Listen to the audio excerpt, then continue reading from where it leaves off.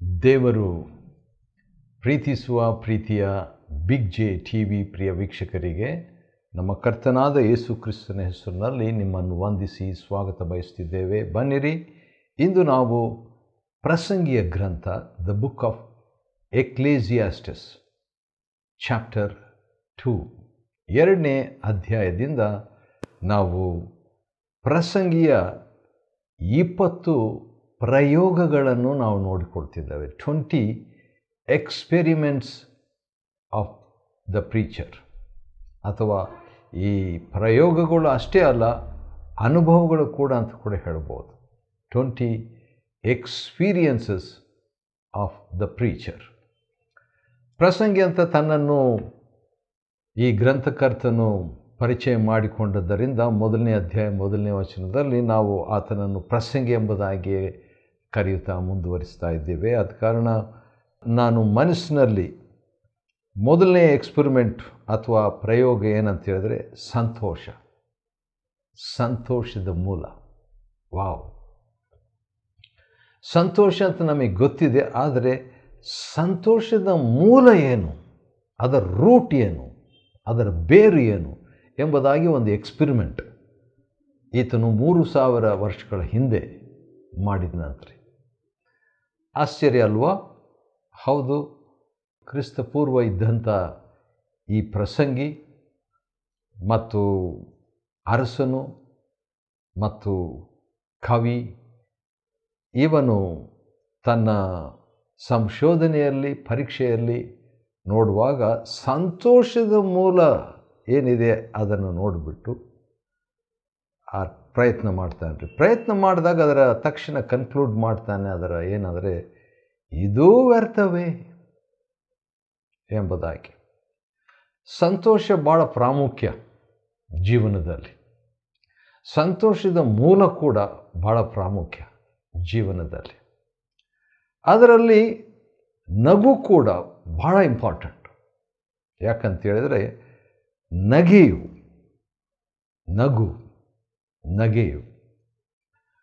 ಈ ನಗಾಟ ಇರುವಂಥದ್ದು ಕೂಡ ಭಾಳ ಪ್ರಾಮುಖ್ಯ. ಯಾಕಂತೇಳಿದರೆ ಅನೇಕರು ಈ ನಗುವಿನ ವಿಷಯದಲ್ಲಿ ನೋಡುವಾಗ ಕೆಲವು ಕಾರ್ಯಕ್ರಮಗಳಲ್ಲಿ ಕೂಡ ಈ ಒಂದು ಹಾಸ್ಯ ಕಾಮಿಡಿ ಸಂತೋಷಕ್ಕೆ ಸಂಬಂಧಿಸಿ ಸಂತೋಷದ ಮೂಲ ನೋಡಿಕೊಳ್ಳೋದಕ್ಕಾಗಿ ನಗುವಂಥ ಕಾರ್ಯಕ್ರಮಗಳನ್ನು ಇಟ್ಕೊಂಡಿದ್ದಾರೆ. ಹೌದು, ಒಂದು ಸಾರಿ ಸರ್ಕಸ್ನಲ್ಲಿ ಒಬ್ಬ ಹಾಸ್ಯಗಾರನು ಭಾಳ ಜನರನ್ನು ನಗಿಸ್ತಾ ಇದ್ದನು, ಸಂತೋಷ ಪಡ್ತಾ ಇದ್ದನು. ಅದೇ ಊರಲ್ಲಿ ಒಬ್ಬ ಮನೋಶಾಸ್ತ್ರಜ್ಞನು ಇದ್ದನಂತೆ. ಅವನ ಹತ್ರ ಒಬ್ಬ ವ್ಯಕ್ತಿ ಬಂದು ಭಾಳ ಮನಗುಂದಿದ್ದೇನೆ ಎಂಬುದಾಗಿ ಹೇಳಿದಾಗ ಆ ವೈದ್ಯನು, ಇಲ್ಲಿ ಮುಂದೆ ಒಂದು ಸರ್ಕಸ್ ನಡೀತಿದೆ, ಅಲ್ಲಿ ಒಬ್ಬ ಹಾಸ್ಯಗಾರನು ಇದ್ದಾನೆ, ನೀವು ಅಲ್ಲಿ ಆದಷ್ಟು ಮಟ್ಟಿಗೆ ನೀವು ಹೋಗಿ ಭಾಗವಹಿಸಿದ್ರೆ ನಿಮ್ಗೆ ಭಾಳ ಖುಷಿ ಆಗ್ತದೆ ಅಂತ ಹೇಳಿದಾಗ ಆ ಬಂದಂಥ ಮನೋರೋಗಿ ಹೇಳಿದ ಮಾತು ವೈದ್ಯರನ್ನು ದಿಗ್ಭ್ರಮೆಗೊಳಿಸಿತು. ಅದೇನಂತ ಹೇಳಿದ್ರೆ, ಆ ಸರ್ಕಸ್ನಲ್ಲಿ ಎಲ್ಲರನ್ನು ನಗಿಸ್ತಾ ಇದ್ದಂಥ ಹಾಸ್ಯಗಾರನು ನಾನೇ ಎಂಬುದಾಗಿ. ಹೌದು, ನಗೆಯ ಕುರಿತಾಗಿ ಪ್ರಸಂಗಿಯ ಒಂದು ಹೇಳಿಕೆ, ನಗೆಯು ಹುಚ್ಚುತನ ಎಂಬುದಾಗಿ. ಯೋನಿಕೋ ಎಂಬ ಜಪಾನ್ ಕಥೆಯಲ್ಲಿ, ನಿಜ ಘಟನೆಯಲ್ಲಿ ಜೀವನವೆಂಬುದು ನಗುವಿನ ವೇಷ ಹಾಕಿಕೊಂಡಿರುವ ಕಪಟತನವೇ ಎಂಬುದಾಗಿ ಹೇಳಿದ ಹೇಳಿಕೆ ನನಗೆ ನೆನಪಿಗೆ ಬರುತ್ತಿದೆ. ನಗು ಎಂಬುದು ಕೂಡ ಅಳುವ ವೇಷವನ್ನು ಅಥವಾ ಆ ಒಂದು ಆ್ಯಕ್ಟಿಂಗನ್ನು ಮಾಡುವಂಥದ್ದಾಗಿದೆ. ಎಲ್ಲವೂ ಹಾಗೆ ಅಂತ ನಾನು ಹೇಳೋದಿಲ್ಲ, ಆದರೆ ಸಂತೋಷದಿಂದೇನು ಅಂದುಕೊಂಡೇನು, ಸಂತೋಷದಿಂದ ಏನು ಎಂಬುದಾಗಿ. ಇದು ಮೊದಲನೇ ಎಕ್ಸ್ಪೆರಿಮೆಂಟ್. ಮುಂದುವರಿಸೋಣ ನಾವು. ಆನಂತರ ಅವನು ಬುದ್ಧಿಹೀನತೆಯನ್ನು ಕೂಡ ಎಕ್ಸ್ಪೆರಿಮೆಂಟ್ ಮಾಡ್ತಾನೆ. ಮೊದಲು ಸಂತೋಷವನ್ನು ಪ್ರಯೋಗ ಮಾಡ್ತಾನೆ. ಅದಾದ ನಂತರ ಬುದ್ಧಿಹೀನತೆ ನೋಡೋಣ ಇದು ಹೇಗಿರ್ತದೆ, ಅದರ ಮೂಲ ಏನು ಎಂಬುದಾಗಿ ಸ್ವಲ್ಪ ಎಕ್ಸ್ಪೆರಿಮೆಂಟ್ ಮಾಡ್ತಾನೆ ರೀ. ಅದನ್ನು ಮಾಡಿದ ನಂತರ 4ನೇ ವಚನದಲ್ಲಿ ವಿಶೇಷ ಕಾರ್ಯಗಳನ್ನು ಕೂಡ ಎಕ್ಸ್ಪೆರಿಮೆಂಟ್ ಮಾಡ್ತಾನೆ ರೀ. ಈ ಪ್ರಸಂಗಿ ಜೀವನದಲ್ಲಿ ಏನೇನಿದೆ ಅದನ್ನೆಲ್ಲ ನೋಡಬೇಕು, ಪರೀಕ್ಷಿಸಬೇಕು, ಸಂಶೋಧಿಸಬೇಕು. ಒಂದು ರೀತಿಯಿಂದ ತತ್ವಜ್ಞಾನಿ ಈ ವ್ಯಕ್ತಿ. ನೋಡೋಣ ಜೀವನ ಅಂದರೆ ಏನು, ಏನೇನಿದೆ ಜೀವನದಲ್ಲಿ, ಜೀವನ ಏನಾಗಿದೆ ಏನಾಗಿಲ್ಲ ಎಂಬುದನ್ನು. ಸಂತೋಷ ಹೌದು, ಅನಂತರ ಬುದ್ಧಿಹೀನತೆ. ಈ ಬುದ್ಧಿಹೀನತೆಯನ್ನು ಯಾವಾಗ ಈ ಪ್ರಸಂಗಿ ಯತ್ನಿಸ್ತಾನಂತೆ ನೋಡುವಾಗ, ನನ್ನ ಮನಸ್ಸು ಜ್ಞಾನದಿಂದಿರುವಾಗಲೇ ದ್ರಾಕ್ಷಾರಸ ಕುಡಿದು ಮತ್ತು ಬುದ್ಧಿಹೀನತೆಯನ್ನು ಅವಲಂಬಿಸುವುದಕ್ಕೂ ಮನಸ್ಸಿನಲ್ಲಿ ವಿಚಾರ ಮಾಡಿಕೊಳ್ತಾನೆ. 20 ಪ್ರಯೋಗಗಳು ಅಥವಾ ಎಕ್ಸ್ಪೆರಿಮೆಂಟ್ಸ್ಗಳಲ್ಲಿ ಇದು 3ನೇದು. ಆಮೇಲೆ ಸಹಜವಾಗಿ ಎಲ್ಲರೂ ಮಾಡುವಂಥದ್ದನ್ನು ಮಾಡ್ತಾನೆ. ಮನೆ ಕಟ್ಕೊಳ್ತಾನೆ 4ನೇದಾಗಿ, ತೋಟಗಳನ್ನು ಮಾಡಿಕೊಳ್ತಾನೆ 5ನೇದಾಗಿ, ಕುಂಟೆಗಳನ್ನು ತೆಗೆಸ್ತಾನೆ 6ನೇದಾಗಿ, ಗಂಡು ಹೆಣ್ಣು ಆಳುಗಳನ್ನು ಇಟ್ಕೊಳ್ತಾನೆ 7ನೇದಾಗಿ. ಮತ್ತು ಈ ಆ ಕಾಲದಲ್ಲಿ ಗಂಡು ಹೆಣ್ಣು ಆಳುಗಳು ಇದ್ದಾಗ ಅವರಿಗೆ ಹುಟ್ಟುವಂಥವರು ಎಲ್ಲರೂ ಕೂಡ ಏನಾಗ್ತದೆ, ಹುಟ್ಟು ಗುಲಾಮರಾಗ್ಬಿಡ್ತಾರೆ. ಆ ರೀತಿಯಾಗಿ ಬೇಕಾದಷ್ಟು ಕೆಲಸದವರು ಈ ಪ್ರಸಂಗಿಗಿತ್ತು. ಯೆರೂಸಲೇಮಿನಲ್ಲಿ ಹಿಂದೆ ಇದ್ದವರೆಲ್ಲರಿಗಿಂತಲೂ ನಾನು ಬಲು ದನಕುರಿಗಳ ಧನವುಳ್ಳವನಾದೇನು, ಭಾಳ ಐಶ್ವರ್ಯವಂತನಾಗ್ತಾನೆ. ಅದನ್ನು ಒಂದು ಎಕ್ಸ್ಪೆರಿಮೆಂಟ್. ಸಂತೋಷ, ಆನಂತರ ಜ್ಞಾನ, ಬುದ್ಧಿ, ಮನೆ, ತೋಟ, ಕುಂಟೆ, ಕೆಲಸದವರು, ಈ ರೀತಿಯಾಗಿ ಎಲ್ಲ ಮಾಡಿಕೊಂಡು ಬೆಳ್ಳಿ ಬಂಗಾರವನ್ನು ನೋಡ್ರಿ. 2ನೇ ಅಧ್ಯಾಯ ಪ್ರಸಂಗಿ 8ನೇ ವಚನದಲ್ಲಿ ಬೆಳ್ಳಿ ಬಂಗಾರಗಳನ್ನು ಹೌದು ಅವನು ಮಾಡಿಕೊಂಡು ಅರಸನಾಗಿ ಅಧಿಕಾರ ವಹಿಸಿದ್ರಿಂದ ಕಪ್ಪವನ್ನು ಬೇರೆಯವರು ತಂದು ಕೊಡ್ತಿದ್ರು. ಅದನ್ನು ಕೂಡ ಅವನು ಮಾಡಿಕೊಂಡು ಇನ್ನೇನಿದೆ ಉಳಿದಿದೆ ಜೀವನದಲ್ಲಿ ಅಂತ ಹೇಳಿ ನೋಡಿದಾಗ ಗಾಯಕಿಯರು, ಅದು ಕೂಡ ಭಾಳ ಪ್ರಾಮುಖ್ಯ. ಹಾಡು, ಯಾರೋ ಒಬ್ಬ ಹಾಡುಗಾರರು ಕೆಲವು ವರ್ಷಗಳ ಹಿಂದೆ ತೀರ್ಕೊಂಡಾಗ ನಾನು ಓದಿದಂಥ ಒಂದು ಘಟನೆ ಏನಂದರೆ 10,000ಕ್ಕಿಂತಲೂ ಹೆಚ್ಚು ಹಾಡನ್ನು ಅವರು ಹಾಡಿದ್ದಾರೆ ಎಂಬುದಾಗಿ. 10,000 ಅಂದರೆ ಅದರ ರಾಗ ಏನು, ಅದರ ಶೈಲಿ ಏನು, ಎಂಥ ಗ್ರೇಟ್ ಎಂಬುದಾಗಿ ಅನಿಸ್ತದೆ. ಅದಕ್ಕಿಂತಲೂ ಹೆಚ್ಚಾಗಿ ಹಾಡಿದವರು ಇದ್ದಾರೆ. ಆದರೆ ಆ ವ್ಯಕ್ತಿಯ ಬಗ್ಗೆ ನಾನು ನೋಡಿದೆ. ಇಲ್ಲಿ ಕೂಡ ಈ ಪ್ರಸಂಗಿ ಮಾಡುವಂಥದ್ದು ಏನಂದರೆ ಗಾಯಕಿಯರನ್ನು ಮಾಡಿಕೊಳ್ತಾನೆ. ಮತ್ತು ಇನ್ನೊಂದು ಕ್ಷೇತ್ರ ಕೂಡ ಉಳಿದಿತ್ತು. ಯಾಕಂದರೆ ಸಂತೋಷ ಆಯ್ತು ಹೇಳ್ತು, ಅದು ಜ್ಞಾನ ಆಯಿತು, ಬುದ್ಧಿಹೀನ ಆಯಿತು, ಮನೆ ಕಟ್ಟಿಕೊಂಡ, ತೋಟಗಳು, ಉದ್ಯಾನವನಗಳು, ಇವೆಲ್ಲ ಕುಂಟೆಗಳು, ಎಷ್ಟೊಂದು ಕೆಲಸದವರು, ಹಣ, ಐಶ್ವರ್ಯ, ಬೆಳ್ಳಿ ಬಂಗಾರ ಇವೆಲ್ಲ ಆದಮೇಲೆ ಇನ್ನೇನು ಬೇಕು ಅಂತ ನೋಡುವಾಗ ಅನೇಕ ಉಪಪತ್ನಿಯರನ್ನು ಸಂಪಾದಿಸಿಕೊಂಡೇನು. ಯಾಕೆ? ಭೋಗಬೇಕೀಗ. ಹೌದು, ತನಗೆ ಭೋಗ ಬೇಕು ಅಂತ ಅನೇಕ ಉಪಪತ್ನಿಯರನ್ನು ಸಂಪಾದಿಸಿಕೊಳ್ತಾನೆ ಈ ಪ್ರಸಂಗಿ. ಆ ರೀತಿ ಆದಮೇಲೆ ಮುಂದೆ ತನ್ನ ಎಕ್ಸ್ಪೆರಿಮೆಂಟು, ತನ್ನ ಒಂದು ಪ್ರಯೋಗ, ಇವೆಲ್ಲ ಪ್ರಯೋಗನೇ ಆತನು. ಜೀವನ ಅಂದರೆ ಏನು ಅಂತ ತಿಳ್ಕೊಳ್ಳೋದಕ್ಕೋಸ್ಕರವಾಗಿ ಪ್ರಯತ್ನ ಮಾಡಿಕೊಂಡು ಯೆರೂಸಲೇಮಿನಲ್ಲಿ ಹಿಂದೆ ಇದ್ದವರೆಲ್ಲರಿಗಿಂತಲೂ ಹೆಚ್ಚು ಅಭಿವೃದ್ಧಿ ಹೊಂದಿ ದೊಡ್ಡವನಾದೇನು, ಭಾಳ ಫೇಮಸ್, ಸೆಲೆಬ್ರಿಟಿ ಅಂತಾರಲ್ಲ ಆ ರೀತಿಯಾಗಿ ಪ್ರಸಿದ್ಧತೆ, ಅದನ್ನು ಜೀವನದಲ್ಲಿ ಬೇಕಲ್ವ, ಅದನ್ನು ಕೂಡ ಇವನಿಗೆ ಸಿಕ್ತು.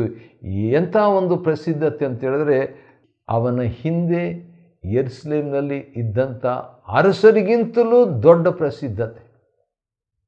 ಆ ಲೆಕ್ಕದಲ್ಲಿ ನೋಡುವಾಗ ಅವ್ರ ತಂದೆಯಾದ ದಾವಿದನಿಗಿಂತಲೂ ಮತ್ತು ಅರಸನಾದ ದಾವಿದನ ಹಿಂದೆ ಇದ್ದಂಥ ಸೌಲನಿಗಿಂತಲೂ, ಹಾಗಾದರೆ ಈ ಮೂರನೇ ಇಸ್ರಾಯೇಲಿನ ಅರಸನಾದಂಥ ಸೊಲೊಮೋನನು ದೊಡ್ಡ ವ್ಯಕ್ತಿ ಆದ ನಂತರ ನೋಡ್ತೇವೆ ರೀ. ಆದರೆ ಅಂಥ ಟೈಮ್ನಲ್ಲಿ ಜ್ಞಾನ ಇನ್ನೂ ಇತ್ತ. 9ನೇ ವಚನದ 2ನೇ ಭಾಗ 2ನೇ ಅಧ್ಯಾಯ ಪ್ರಸಂಗಿಯಲ್ಲಿ ತಾನು ಹೇಳ್ತಿದ್ದಾನೆ, ನನ್ನ ಜ್ಞಾನವು ನನ್ನಲ್ಲಿ ನೆಲೆಯಾಗಿತ್ತು.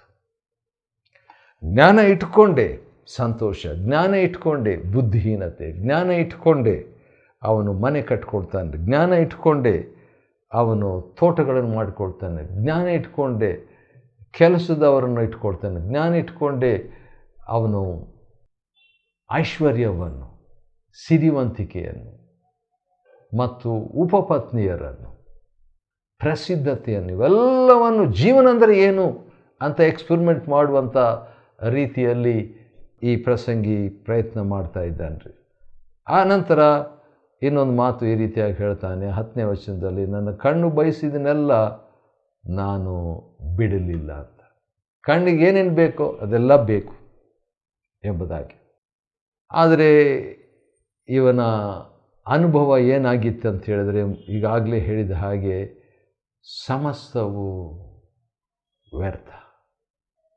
ತನ್ನ ಅನುಭವ ನಾವು ಅಲ್ಲಗಡಿಲಿಕ್ಕೆ ಆಗಲ್ಲ. ಅವನ ಪ್ರಯೋಗ, ಅವನ ಅನುಭವ, ಅವನ ಸಾಕ್ಷಿ. ಹೌದು, 12ನೇ ವಚನದಲ್ಲಿ ಇಂಥ ಒಂದು ಹೇಳಿಕೆಯನ್ನು ನೀಡ್ತಾನೆ, ಗಮನಿಸ್ರಿ. ಜ್ಞಾನವನ್ನು, ಮರಳುತನವನ್ನು, ಬುದ್ಧಿಹೀನತೆಯನ್ನು ನೋಡುವುದಕ್ಕೆ ತಿರುಗಿಕೊಂಡೇನು. ಮತ್ತೆ ಎಕ್ಸ್ಪೆರಿಮೆಂಟ್ ಮಾಡ್ತಾನ್ರಿ. ಆ ರೀತಿಯಾಗಿ ನೋಡುವಾಗ ಬೆಳಕು ಕತ್ತಲಿಗಿಂತ ಶ್ರೇಷ್ಠ, ಜ್ಞಾನ ಮೂಢತ್ವಕ್ಕಿಂತ ಶ್ರೇಷ್ಠ ಅಂತ ಅವನಿಗೆ ಆವಾಗ ಗೊತ್ತಾಗ್ತದೆ. 13ನೇ ವಚನ. ಆದರೂ ಒಂದು ಪ್ರಶ್ನೆ ಅವನಿಗಿರ್ತದೆ, ಅದೇನಂತ ಹೇಳಿದರೆ 15ನೇ ವಚನದಲ್ಲಿ, ನನ್ನ ಹೆಚ್ಚು ಜ್ಞಾನದಿಂದ ಏನು? So what? ಹಾಗಾದರೆ ಹೆಚ್ಚು ಜ್ಞಾನ ಪಡ್ಕೊಂಡೆ, ಹಾಗಾದರೆ ಏನು ಎಂಬುದಾಗಿ ಹೇಳ್ತಾನ್ರಿ. ಯಾಕೆ ಆ ಮಾತು ಹೇಳ್ತಾನಂದರೆ, ಮೂಢನ ಹೇಗೆ ಸಾಯ್ತಾನೋ ಅದೇ ರೀತಿಯಾಗಿ ಜ್ಞಾನಿನೂ ಸಾಯ್ತಾನೆ. ಮೂಢನನ್ನು ಹೇಗೆ ಮರ್ತು ಬಿಡ್ತಾರೆ, ಹಾಗೆ ಜ್ಞಾನಿಯನ್ನು ಕೂಡ ಮರ್ತು ಬಿಡ್ತಾರೆ. ಸ್ವಲ್ಪ ಮರ್ತು ಹೋಗೋದು ಲೇಟು ಜ್ಞಾನಿಯನ್ನು, ಆದರೂ ಕೂಡ ಮರ್ತು ಹೋಗ್ತಾರಲ್ಲ. ಆ ರೀತಿಯಾಗಿ ಹೇಳಿಬಿಟ್ಟು ತನ್ನ ಅನುಭವ ಈ ರೀತಿಯಾಗಿ ಆಗುವಂಥದ್ದನ್ನು ಎಕ್ಸ್ಪೆರಿಮೆಂಟು, ತನ್ನ ಜೀವನದ ವಿಷಯದಲ್ಲಿ ಎಕ್ಸ್ಪೆರಿಮೆಂಟ್ ಮಾಡಿದ್ದನ್ನು ಪ್ರಸಂಗಿ ಈ ರೀತಿಯಾಗಿ ಹೇಳ್ತಾನೆ. ಪ್ರಸಂಗಿ 2 ಮತ್ತು 17ನೇ ವಚನ, ಜೀವವೇ ಅಸಹ್ಯವಾಗಿ ತೋರಿತು, ಜೀವನನೇ ನನಗೆ ಅಸಹ್ಯವಾಗಿಬಿಡ್ತು ಎಂಬುದಾಗಿ ಹೇಳ್ತಾನೆ ರೀ. ಒಳ್ಳೆಯ ಅನುಭವ ಅದು. ಯಾಕೆ ಒಳ್ಳೆಯ ಅನುಭವ ಅಂತ ಹೇಳ್ತೀನಿ? ಹಾಗಾದರೆ ಆಲ್ರೌಂಡರ್ ಆಗಿ ಇತರರಿಗೆ ಹೇಳ್ಬೋದಲ್ಲ, ಮಾರ್ಗದರ್ಶನವಾಗಿ ಇದು ಹೀಗೆ ಅದು ಹಾಗೆ ಅನ್ನುವ ರೀತಿಯಲ್ಲಿ. ಯಾರೋ ಒಬ್ಬರು ಈ ರೀತಿಯಾಗಿ ಹೇಳಿದರು, I have learned from my mistakes. ನನ್ನ ತಪ್ಪುಗಳಿಂದ ನಾನು ಕಲ್ತಿದ್ದೇನೆ, but I have never learned from not learning from the mistakes. ಅಂದರೆ ನಾನು ಮಾಡಿದ ತಪ್ಪುಗಳಿಂದ ಕಲಿಯದಿರುವ ತಪ್ಪನ್ನು ನಾನು ಮಾಡಲಿಲ್ಲ ಎಂಬಂತೆ. ಸರಿ, ಹಾಗೆ ಮುಂದುವರಿಸುವುದಾದರೆ 19ನೇ ವಚನದಲ್ಲಿ ಅಥವಾ 18ನೇ ವಚನದ ಕೊನೆ ಭಾಗದಲ್ಲಿ, ನಾನು ಲೋಕದಲ್ಲಿ ಪಟ್ಟ ಪ್ರಯಾಸಕ್ಕೆಲ್ಲ ಬೇಸರಗೊಂಡೇನು. ಬೇಸರ ಆಯ್ತಂತ್ರಿ. ಅದನ್ನು ಒಂದು ಎಕ್ಸ್ಪೆರಿಮೆಂಟೇ, ಅದು ಒಂದು ಎಕ್ಸ್ಪೀರಿಯನ್ಸೇ. 20 ಅನುಭವಗಳನ್ನು, 20 ಪ್ರಯೋಗಗಳನ್ನು ಈ ಪ್ರಸಂಗಿ ಹೊಂದುವಾಗ, ಹೌದು, ಎಲ್ಲ ಪ್ರಯಾಸಕ್ಕೆ ನಾನು ಬೇಸರ ಪಟ್ಕೊಂಡೆ ಅಂತ ಹೇಳ್ತಾನೆ ರೀ. ಬೇಸರ ಅಷ್ಟೇ ಅಲ್ಲ, 20ನೇ ವಚನದಲ್ಲಿ ನಿರಾಶೆಗೊಳಗಾದೆನು. ಹೀಗೆ ಆಗೋದು. ನಾವು ಜೀವನವನ್ನು ಸೃಷ್ಟಿಕರ್ತನನ್ನು ಬಿಟ್ಟು ಹುಡುಕುವಾಗ ಕಾದಿರುವುದು ಬೇಸರ, ಅಸಹ್ಯತನ, ಬೇಸರ, ನಿರಾಶೆ. ಆನಂತರ 23ನೇ ವಚನದಲ್ಲಿ ಭಾಳ ಆನೆಸ್ಟಾಗಿ ಪ್ರಸಂಗಿ ಹೇಳ್ತಾನೆ, ದಿನಗಳೆಲ್ಲ ವ್ಯಸನ ಮಯವೇ, ದುಃಖ, ಬೇಸರ, ಅಸಹ್ಯ, ನಿರಾಶೆ. ಹೇಗಿದೆ ನೋಡ್ರಿ ಜೀವನ, ವಾಟ್ ಈಸ್ ಲೈಫ್ ಅಂತ ನೋಡುವಾಗ ಕಡೆಗೆ 24ನೇ ವಚನದಲ್ಲಿ ಇದುವರೆಗೆ ಯಾರನ್ನು ತರಲಿಲ್ಲ ಆ ವ್ಯಕ್ತಿ ಅಂತ ತರ್ತಾನೆ, ದೇವರು. ದೇವರು ಇದು ದೇವರಿಂದ ಆಯಿತು ಎಂಬುದನ್ನು ಕಂಡುಕೊಂಡೇನು. ಹೌದು, ಆ ರೀತಿಯಾಗಿ ಹೇಳಿಬಿಟ್ಟು ಮತ್ತೊಂದು ಸಾರಿ 24ನೇ ವಚನದಲ್ಲಿ ದೇವರು, 25ನೇ ವಚನದಲ್ಲಿ ಆತನಿಲ್ಲದೆ ಯಾರು ಭೋಜನ ಮಾಡಿ ಸುಖವನ್ನು ಅನುಭವಿಸಾರು ಅಂತ ಹೇಳ್ಬಿಟ್ಟು, ಮತ್ತು 26ನೇ ವಚನದಲ್ಲಿ ದೇವರು ದೇವರು ದೇವರಂತ 3 ಸಾರಿ ದೇವರನ್ನು ನೆನೆಸ್ತಾನೆ. ಯಾಕಂದರೆ ದೇವರಿಲ್ಲದೆ ಸಂತೋಷ, ದೇವರಿಲ್ಲದೆ ಜ್ಞಾನ, ದೇವರಿಲ್ಲದೆ ಮನೆ, ದೇವರಿಲ್ಲದೆ ತೋಟ, ದೇವರಿಲ್ಲದೆ ಆಳುಗಳು, ದೇವರಿಲ್ಲದೆ ಹಣ, ದೇವರಿಲ್ಲದೆ ಗಾಯಕಿಯರು, ದೇವರಿಲ್ಲದೆ ಎಂಥ ಭೋಗ ಇದ್ದರೂ ಕೂಡ ಪ್ರಯೋಜನ ಇಲ್ಲ, ಅದು ಜೀವನವಲ್ಲ ಎಂಬಂಥ ಅನುಭವ ಇವನಿಗಾಗಿದೆ. ಅನಂತರ 26ನೇ ವಚನ ಈ ರೀತಿಯಾಗಿ ಕನ್ಕ್ಲೂಡ್ ಮಾಡ್ತಾನೆ, ತಾನು ಮೆಚ್ಚಿದವನಿಗೆ ಜ್ಞಾನವನ್ನು, ತಿಳುವಳಿಕೆಯನ್ನು, ಸಂತೋಷವನ್ನು ದಯಪಾಲಿಸ್ತಾನಲ್ಲವೇ ಎಂಬುದಾಗಿ ಹೇಳಿಬಿಟ್ಟು, ಆ ದೇವರು ಪಾಪಿಗಾದರೂ ತನ್ನ ಮೆಚ್ಚುಗೆಯಾದವನಿಗೆ ಒದಗತಕ್ಕದವುಗಳನ್ನು ಕೂಡಿಸಿಡುವ ಪ್ರಯಾಸವನ್ನೇ ನೇಮಿಸುತ್ತಾನೆ ಎಂಬುದಾಗಿ ಕನ್ಕ್ಲೂಡ್ ಮಾಡಿ ಇನ್ನೊಂದು ಮಾತು ಕೂಡ ಹೇಳ್ತಾನೆ. ಇದು ಭಾಳ ಸಾರಿ ರಿಪೀಟ್ ಮಾಡ್ತಾನೆ, ಆದರೂ ಕೂಡ ಇಲ್ಲಿ ಇರುವಂಥ ಮಾತೇನೆಂದರೆ, ಇದು ಗಾಳಿಯನ್ನು ಹಿಂದಟ್ಟಿದ ಹಾಗೆ ವ್ಯರ್ಥ. ಹಾಗಾದರೆ ದೇವರನ್ನು ಬಿಟ್ಟು ಏನೇ ಇದ್ದರೂ ವ್ಯರ್ಥ ಅಂತ. ಒಂದು ಸಾರಿ ಬೆಂಗಳೂರಿನಲ್ಲಿ ಒಬ್ಬ ಸೇವಕರು ಒಬ್ಬ ವ್ಯಕ್ತಿ ನಿಲ್ಲಿಸಿಬಿಟ್ಟು ವಿದ್ಯಾಭ್ಯಾಸ 0 ಅಂತ ಒಂದು ದೊಡ್ಡ ಬೋರ್ಡ್ ಇಟ್ಕೊಂಡ್ರು, ಕ್ರೀಡಾ 0 ಎಂಬುದಾಗಿ ಇನ್ನೊಂದು ಬೋರ್ಡ್, ಆಮೇಲೆ ಕೆಲಸ 0 ಅಂತ ಇನ್ನೊಬ್ಬ, ಕುಟುಂಬ 0 ಅಂತ ಇನ್ನೊಂದು ಬೋರ್ಡ್ ಇಟ್ಕೊಂಡು ಇನ್ನೊಬ್ಬರು, ಸೇವೆ 0 ಎಂಬುದಾಗಿ, ಜ್ಞಾನ 0, ಈ ರೀತಿಯಾಗಿ ಅನೇಕ 0ಗಳು, ಹಣ 0 ಎಂಬುದಾಗಿ. ಆನಂತರ ಎಲ್ಲ 0ಗಳ ಮುಂದೆ ಪ್ರಾರಂಭದಲ್ಲಿ, ಈ 0ಗಳ ಪ್ರಾರಂಭದಲ್ಲಿ 1 ಎಂಬ ಅಂಕೆಯುಳ್ಳಂಥ ವ್ಯಕ್ತಿಯನ್ನು ನಿಲ್ಲಿಸಿದರು. ಈಗ ನೋಡಿ, ಎಲ್ಲ ಈ 0ಗಳಿಗೆ ಬೆಲೆ ಬಂದುಬಿಡ್ತು. ಹಾಗೆ ದೇವರು ನಮ್ಮ ಜೀವನದಲ್ಲಿ ಬಂದರೆ ವಿದ್ಯಾಭ್ಯಾಸಕ್ಕೆ, ಸಂತೋಷಕ್ಕೆ, ಕುಟುಂಬಕ್ಕೆ, ಹಣಕ್ಕೆ, ಆಸ್ತಿಗೆ, ಕ್ರೀಡಾ, ಜ್ಞಾನ ಎಲ್ಲದಕ್ಕೂ ಮೌಲ್ಯ ಬರ್ತದೆ ಎಂಬುದಾಗಿ ಮುಗಿಸಿದರು. ಆದ ಕಾರಣ ಅಂಥ ಒಂದು ಅನುಭವ ಇಲ್ಲಿ ಕೂಡ ನೋಡ್ತಿದ್ದೇವೆ. ಪ್ರಸಂಗಿ 2ನೇ ಅಧ್ಯಾಯದಲ್ಲಿ ಪ್ರಸಂಗಿ 20 ಪ್ರಯೋಗಗಳನ್ನು ನಾವು ನೋಡಿಕೊಳ್ಳುತ್ತೇವೆ. 2ನೇ ಅಧ್ಯಾಯ ಪ್ರಸಂಗಿ ಗ್ರಂಥ ಅಧ್ಯಯನ ಮಾಡಿಕೊಳ್ಳುವಂತೆ ದೇವರು ಕೊಟ್ಟ ಕೃಪೆಗಾಗಿ ಆತನಿಗೆ ಸ್ತೋತ್ರವಾಗಲಿ. ದೇವರು ನಿಮ್ಮನ್ನು ಆಶೀರ್ವದಿಸಲಿ.